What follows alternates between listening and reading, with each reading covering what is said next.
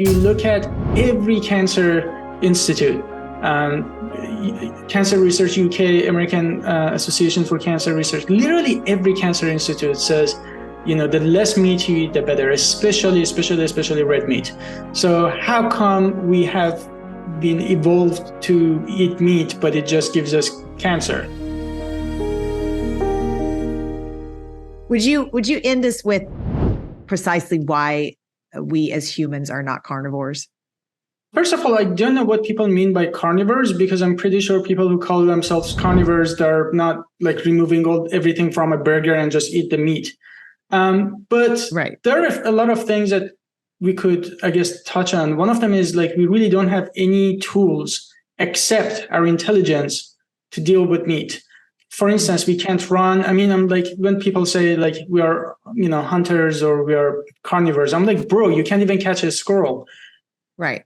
And like, imagine, walking to the most gentle animal like a cow and try to just like grab a bite with all the fur and everything. We just can't do that. The only way that we are able to do this is by building tools like guns and traps, stuff like that, to kill animals. And if we have to use our intelligence to do that, then why not use it to eat other things? Because of the same intelligence, you can go to grocery stores and have fruits, vegetables, and all these amazing, even beyond burger or whatever you want to eat, right?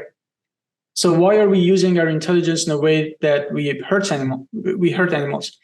So that's one thing. The other thing is, like, you look at every cancer institute, Cancer Research UK, American Association for Cancer Research, literally every cancer institute says, the less meat you eat, the better, especially red meat. So how come we have been evolved to eat meat, but it just gives us cancer?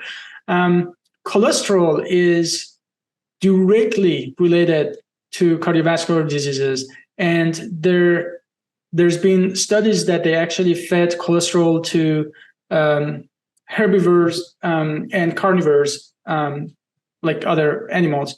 And the only animals that actually developed cardiovascular diseases were herbivores. So carnivorous animals, they can eat as much cholesterol and they will not develop these diseases. You look at our closest animals that are closest to us evolutionary wise, and you look at their diet. So it's just really clear however you look at it. But at the end of the day, it doesn't matter. All we need to know is that it is possible to be healthy and to survive, to thrive on a whole food plant-based diet or plant-based diet. And if you argue that there is something in meat that you need to take, my second question is, what is that thing? Because you should really have enough data to say that there is this thing. And to my knowledge, there's nothing in meat that you cannot get from whole food plant-based diet, which is essential for health. And I just want to also say it's not just vegan organizations. You can go to Kaiser's, to Mayo Clinic, and they also say that whole food plant-based diet is healthful, and it reduces the risk of top causes of morbidity and mortality. And I know that nutrition can be tricky because of this stuff. There is a lot of nuances, and at some point we just have to look. When you go to a hospital, are you seeing people dying from protein deficiencies and B12 deficiency, or is it cardiovascular diseases, diabetes, cancer? And for some diseases, the correlation could be a little weaker, like some forms of cancer. But for other diseases like diabetes and blood pressure and obesity, we have really clear data to show that whole food plant-based diet is beneficial, right? So we just have to give it an open mind, and people can enjoy How to Live to 100, Secrets of the Blue Zones on Netflix right now. As every single society, the core of their eating is whole food plant-based. And you have to remember, millions of people never had meat in their entire life, right? Like Indians, like Jains, many parts of the world. So it's like, Seventh-day Adventist people.